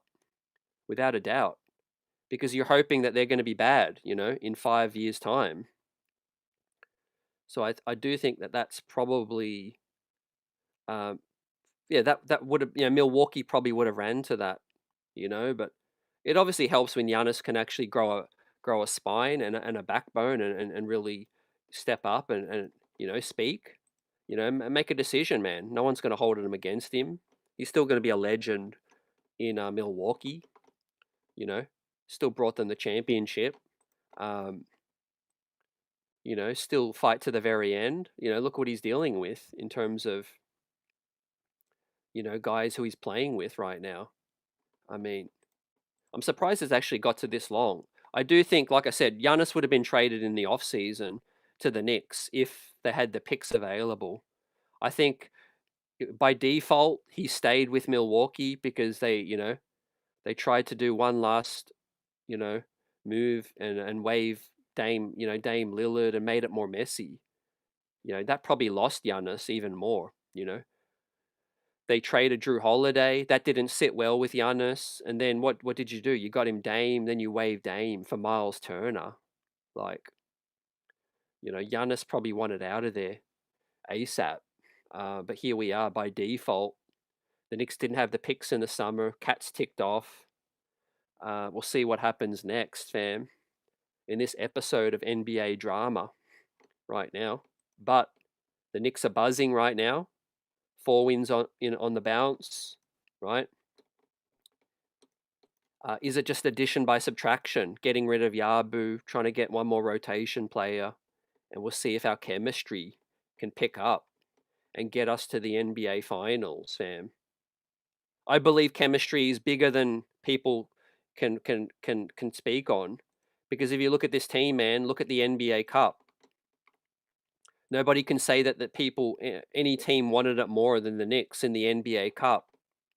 They rallied from down Christmas Day as well. The chemistry was high, and players were playing for each other. They were willing to run through a brick wall. And that's important. That's powerful right now. The players only meeting and refocusing and locking in might just be the best thing that happens to the whole team, barring any additions or pickups or trades or whatever. Maybe the chemistry can even get better with a small trade, right? You don't have Yabusele kind of maybe, or Clarkson, and potentially any bad vibes. If you can bring in a guy, that could maybe lift the vibes as well. From the 15th man perspective, I think the Knicks will be looking to bring in that guy as well.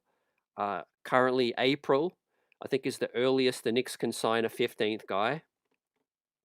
If we do move off of Yabu's salary and maybe bring in Nick Richards' salary, that would be good, because the Knicks could then sign the 15th guy sooner.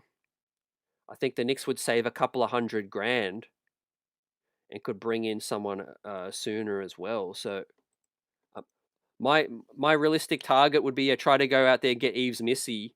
If that falls through, assuming the Sohan thing's done and dead, I would then try to get Nick Richards, and then bring in the 15th guy, bring in a 15th veteran, and then maybe see if a team wants Clarkson, see if there's a good buyout guy. If Clarkson, you could just move his salary, and you could maybe bring in a buyout guy that you want, Otherwise, just keep Clarkson. We'll see how it plays out. But obviously, bigger names, as I said, I would like Najee Marshall, but Mavericks they're not dumb. Well, they have been dumb in the past, but I think Nico Harrison, he got fired, didn't he? I think he got fired. Yeah, he ain't calling the shots, so they are looking for a first round pick for Najee Marshall, right? Knicks aren't giving up a first round pick. They need every pick that they can muster up. They ain't trading that for Najee Marshall. So yeah, good luck getting him. I think Najee Marshall's probably going to end up somewhere else. And look, Cat's not getting traded unless it's for Giannis, right? They're not going to move Cat for some sideways thing right now. I know, yeah, Jaren Jackson Jr., shout out to the chat. Optimus says early April, as of now, is when you can bring in the 15th guy. Yep, facts. It could be a Dink Pate. McCullough needs to go, maybe come off the 2A as well. Look, in the playoffs, there could be worse options for the 15th guy because offensive standpoint, McCullough is a guy that Mike Brown looks like he will trust, on defense. Let's say you need a stop, final possession. Yeah, McCullough is one of our better, on-ball defensive guys. And then, yeah, David says maybe we miss on Giannis. We can make that Triple J trade out of nowhere. You never know. Yep. Like I said, David, there's dominoes. The NBA is fluid. I don't think Memphis know what's up yet in terms of Ja Morant and what's going to be up for Triple J. But I don't see them moving Cat for Triple J in season again. I just think it's just going to be a little too much of a shake-up. And look, I do think it's coming from the top orders. I think Dolan is not meddling, but I do think Dolan and Leon they're in steadfast conversations.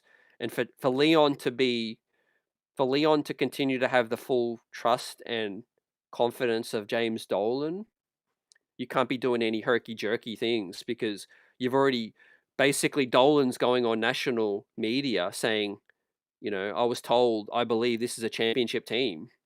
How are you going to go to your boss and say, yeah, you told me this was championship vibes, and then now you got to go to your boss and say, yeah, I had to do some moves. That might not sit too well with Dolan. So you don't want the heat on you. So another reason why we won't be seeing no major shakeup unless it's Giannis is because of James Dolan, I think, right? Because again, we don't get to the finals. Leon Rose might be looking for a new job. Again, Dolan doesn't go in national media with the confidence to talk about, yeah, this is championship. I'm confident. Leon's confident. We're locked in. And then one day you got to knock on your boss's door and say, hey, you know what? By the way, I want to trade Cat for Jaren Jackson. Dolan's going to be like, well, you told me Cat was the final piece. So it's tricky right now in terms of the dynamic between Dolan, Leon, and co. right now. So I think, this team got together. Maybe someone spoke to them, read this team the riot act, and said, look, we're not doing anything major. You guys figure it out. And they have figured it out so far. 4 wins in a row. Look at the smiles, man. OG Anunoby wasn't looking like this 2 weeks ago. So Mikal Bridges talking about self-reflection, playing better last night. So I think, yeah, these guys got told we're not doing anything major this season. Go out there and do it. And so I think, yeah, that is important to know. That I think from a peace of mind that these guys know that, okay, there ain't going to be any major locker room shakeups outside of maybe the end of the rotation. Dirty Dancer says Leon will get one more coach after Brown, I think, before he's any danger. And Optimus says Dolan won't fire or sack Leon. No way. I don't think we can say no way when it comes to James Dolan. Now, I do think Leon has credit in the bank, so it would be a surprising scenario, but I'm not going to come here and say Leon's completely safe. Like, I think if they don't get to the finals, I'm saying if they get to the finals, I've already said Leon's job's safe. Like, even if they don't win the chip, you can't fire a president after getting to the finals. But if you don't get to the finals and you get knocked out by Detroit or you get knocked out by someone else before the finals, I think all cards are on the table for James Dolan. Now, you would probably lean towards Leon still staying, but I do think there would be some serious conversations, some serious meetings had in terms of the way forward. Now, Leon could easily say, okay, the final move, let's go for Giannis and let's do that. The team fell short. Basically, I don't think they'd run it back. I don't think if they fell short, I don't think the conversation would go, oh yeah, let's just roll it back with Cat, add to the bench, and we're going to win next year. No, I think everyone knows this year is our best chance, and that next year is going to be, more difficult. Um, um, yeah, with Optimus, Dolan, I think, yeah, he's hasty at times, but yeah, I don't think he's meddling to the point that he was in the past. I just think he really wants to win right now. Like I said, he's paid everyone. It's fair enough, he's paid Leon. He paid him the coach that he wanted. He gave him an extension. He's paying all the alumni. He's paying, second apron payroll as well. It's fair to expect that this team is a championship type team. You assembled it from the ground up, and you're paying so many players on the max contract as well. So I think it's very fair of Dolan's expectations. Now, I hope that he wouldn't just get hasty and fire Leon and all of that without making some more moves, but I think it's just going to come down to explanation and like, okay, what is the play? If we all believe this was a championship team and we don't end up doing it, what's the next play? You're in the end game now. You find the Infinity Gauntlet and click your fingers, try to get Giannis. That's the final play. Outside of that, you just maybe hope 1 year teams suffer injuries and you can just, roll to a championship by luck. That might be your next best hope after that. But I think the best thing going for this current core, like I said, is availability and age. Right. And that is what Leon Rose has kind of tried to be smart with. People talk about Mikal Bridges' 5 first-round picks and that. You got to look at it, from all angles, right? It was about how can we get Mikal Bridges in the door right away, right? 5 first-round picks to trade with your arch rival in Brooklyn, but to get Mikal Bridges right away because we got this core, under contract, 28, 29, 30, 31 maximum with Josh Hart, right? That is a legit 5-year window that you can roll it, or 3 or 5 year window with these guys at a good age, Now, if Milwaukee had better talent, there's no guarantee Giannis doesn't break down in a couple of years as well. So you got to look at it from that standpoint. That's why, Oklahoma's so dangerous because they're so young. San Antonio, you got the Rockets if they can figure it out. The core of Boston, why Boston's been so, consistent for so long, because they drafted Tatum and Brown at a young age, and they were able to just build around them for multiple runs, multiple eras. Philly, they're obviously the Embiid, the process with Ben Simmons is kind of at its end now, but they were able to have a gap year and tank, and bring in a Maxi. They were able to now bring in a VJ Edgecombe. Well, they were lucky to get Maxi at pick 18, which wasn't, I don't think it was a tank year, but, that's a hell of a player to pick up at pick 18. And then you have one, gap year and bring in a VJ Edgecombe. And then you still have your OGs with Paul George and Embiid. So they kind of got a little bit lucky with that way. I do think Indiana is probably banking on doing the same thing because they're still young with Hallie, Neesmith, Nemhard. But something tells me Indiana ain't going to be the same because, look, Siakam's going to get a bit older, but they lost Miles Turner. I think shout out Buzzer Beat, I was asking earlier, and I responded by saying, why is Indiana, like, how can Halliburton be the difference between being finals and then being the second worst team in the entire conference? How can it be that, huge of a swing? And I'm like, look, it's not just Halliburton. They lost Miles Turner, who was their starting five. So they've effectively they've removed 2 starting 5 players from their finals team. And that just goes to show their depth ain't that great. As much as the Knicks would be bad, I don't think if you took 2 starters off this current Knicks team, now Halliburton, obviously, Brunson, you take the best player off our team, and let's say you took Mitchell Robinson, right? Miles Turner, Mitchell Robinson, Halliburton, Brunson. If you took Brunson and Mitch Robinson off the Knicks, I don't think we would go to the 14th spot. I don't think we would be the second worst team in the East. We have enough talent, I think, to be a play-in team still. So maybe the Pacers, maybe they've been instructed, and maybe their lineups and coaching is trying to tank as well. But yeah, that's definitely their engine, like D Grant said, man. Halliburton is that engine. You take that away. AJ Salute says, let the season play out. No need to disrupt our chemistry mid-season. I think the mindset might have shifted, 4 wins in a row. Now, last week, it might have been different. You just never know. I do think this front office is still opportunistic. Like, if there's a deal that they really like, I still think they'll try to do it. I don't think they're under any illusions about the team and what it needs still in terms of, like, how we stack up against a fully healthy Detroit, Boston. But I do think they'll be optimistic.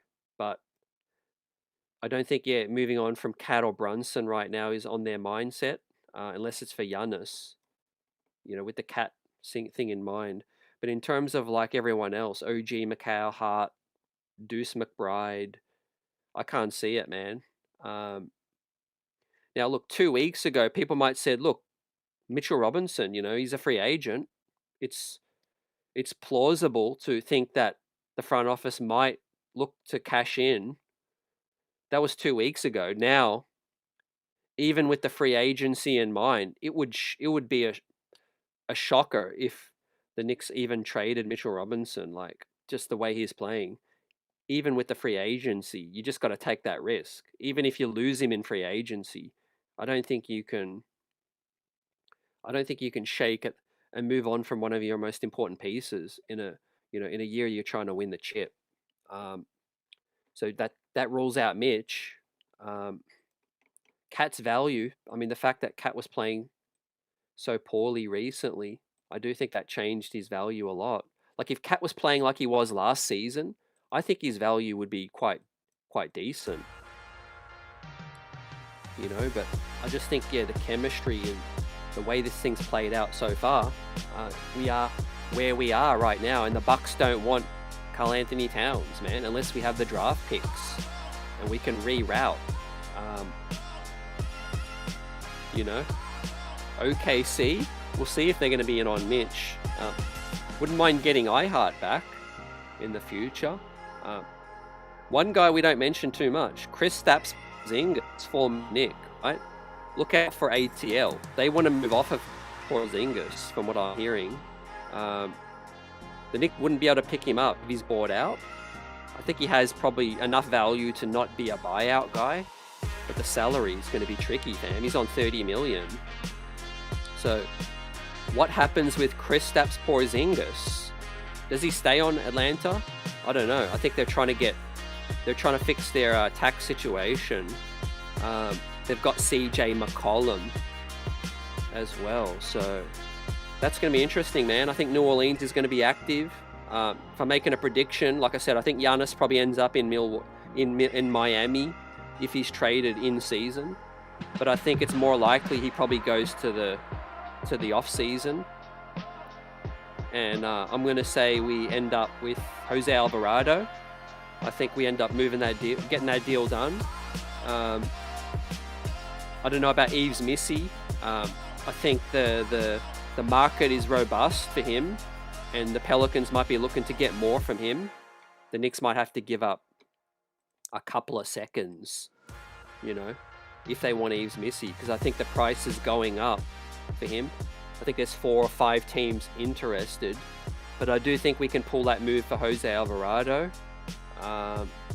Maybe Dardier and Yabu.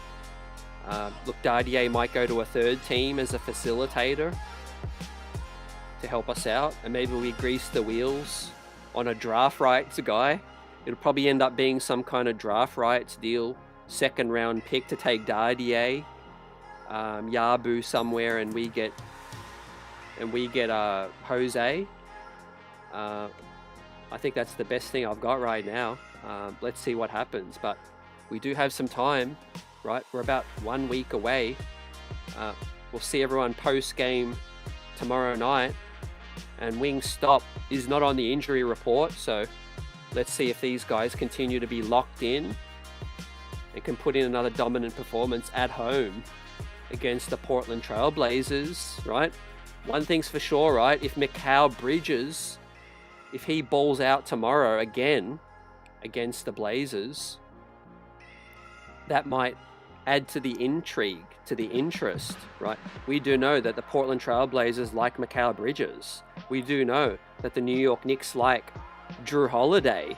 And if you are trying to convince Giannis, getting Drew Holiday could be a 4D chess move from Leon Rose, right?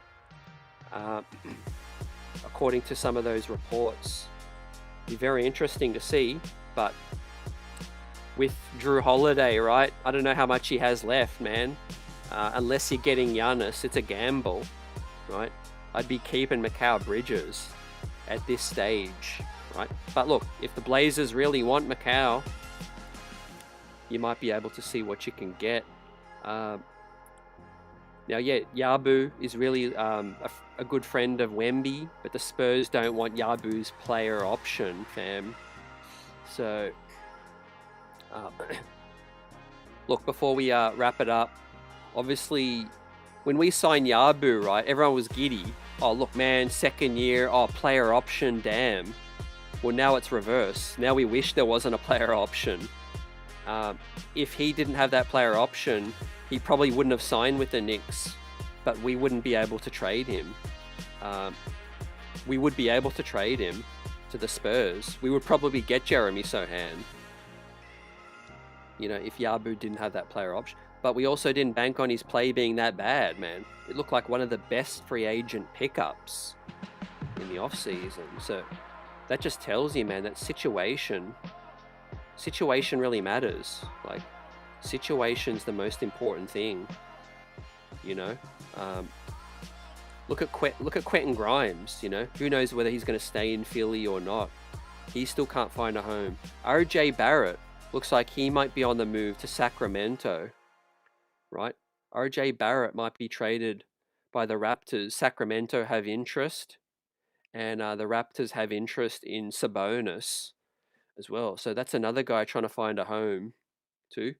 Looks like Quickly is going to stay put with the Raptors as well. But yeah, I think it's going to be an interesting trade deadline. I think it's going to be pretty crazy with the Jimmy ACL injury, Kuminga, a lot of teams on their last stand that are desperate, right? Desperate to do something and get it done. And look, in fairness to the East, it is wide open. In terms of if the Heat go all in for Giannis, it's because they do believe that they can do something. The East is so wide open right now. So let's end on this, right? You got the Knicks, Celtics, Raptors, Cavaliers all on 29 wins, right? You got Philly only with one more loss in 6th. You got the Magic and the Heat in the play-ins right now. But even then, they're only about 3 games back of the Raptors, 3.5 games back of the Raptors, right? If the Heat were to get Giannis, they're probably going to finish ahead of the Raptors. The Heat are at 10.5 games back. Raptors at 7 right now. We'll see what happens with the Magic as well, man. Again, they traded 4 first-round picks for Desmond Bane. Right, they've got to get healthy. 7 seed, they've got a lot on the line. The Atlanta Hawks, I think they've got a lot of time still because they're young. They're in 9th spot right now. They'll probably fancy themselves as an underdog too. But our New York Knicks, man, all the way back up to the 2nd spot. Let's see what happens out here. Yeah, we can't have the Cavs catch us, like Dirty says. Can't believe we've let that happen. But look, maybe we've just hit that storm. We rode out that storm and we're out the other side now. And we can put the pedal to the metal. We do have a clear run with some games coming up. I think we can get on this streak to 6 or 7 before we end up playing Detroit and Boston. Maybe a nice little trade to help, shake things up a little bit and give this team some more defensive toughness and tenacity. If not, maybe we go another route and we start playing Diawara more. That could be where the front office and Mike Brown are kind of like, they probably have their pre-deadline strategy, and then you have a post-deadline strategy where if you don't get the deal that you want or hope to get done, then you've got to pivot. These guys are smart. They don't have just a plan A. They've got a plan B, plan C, plan D. And if you can't get a defensive player or you can't get Alvarado or, teams just trying to mess with you and overprice these guys, then you're not going to overpay. So then they'll probably go, okay, we couldn't get the deal done. Maybe we just buy out Clarkson, try to get in a buyout guy, and then maybe we just start playing Diawara like now, heavy, and see if he's, ready for the playoffs for some spot minutes. Maybe we play McCullough, maybe we just convert McCullough's deal, and see if he could be a 9th or 10th guy. Huck Porty, third string big. Maybe we just trust him. There's a lot of options still to have, but we still have a week. Hopefully they can achieve what they want to accomplish, at the trade deadline. But it does help that the team is winning now, and that gives the team a little bit more leverage. I think if we were still like spiraling out of control, then it'd be more difficult to get a deal done because, well, I don't know how smart New Orleans front office is, but they're probably going to go, hey, you want Alvarado, you want Missy? All right, we'll take Dardier, we'll take Yabu. Yep, we like those 3-4 second round picks y'all holding. It's going to take 4 second round picks. Maybe, it becomes more difficult at that point. But the Knicks are winning now. Maybe some of these other teams start to lose a little bit, and the desperation grows a bit more. Maybe Wembanyama makes that call and say, yeah, go get my boy Yabu, man. We want to link up, in time for the Olympics, fam. Don't forget, we got the Olympics coming up heavy, right? Yabu and Wemby and Dardier might want to link up. Let's hope. But I think the front office of the Spurs are posturing right now, and they don't want to take Yabu's contract, which really could be, New York Knicks, give us another pick. Give us another second round pick. Joey Dumas, New York City runs New Orleans. Now he has built a champion before, but he did give Atlanta their unprotected first, fam. So Atlanta sitting pretty. Actually, where are New Orleans? Yeah, New Orleans are the last in the West. So it looking like Atlanta might be getting Darren Peterson or AJ DeBanza or Boozer, depending on what happens on the lottery night. But, I mean, they did get Derek Queen. Their future's a lot brighter right now. We'll see. I saw a report today that Dejounte Murray would not be unhappy to be moved on as well. He only just got there, fam. Looks like Zach LaVine wants to leave Sacramento as well. So a lot of these journeymen not happy with their current situation. Um, it's a shame the Knicks won't be able to sign a buyout guy on a major salary, but we can sign a buyout guy if they're earning less than the mid-level. I don't know who that's going to be.